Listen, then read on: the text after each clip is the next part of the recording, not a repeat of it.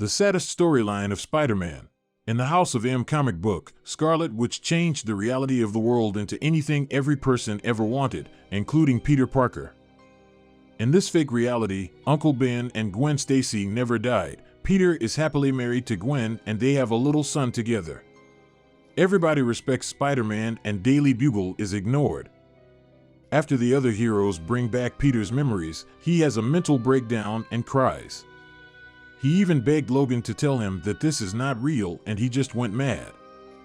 The friendly neighborhood Spider-Man also said that he won't be able to stop himself from killing Magneto and Wanda when they approached them. He doesn't joke around like he usually does. Even his friends said that they've never seen him like this before. Even after Wanda brings the original reality back, Spidey is one of the very few heroes who retain their memory of the fake reality, which makes this even sadder. That's why I think this is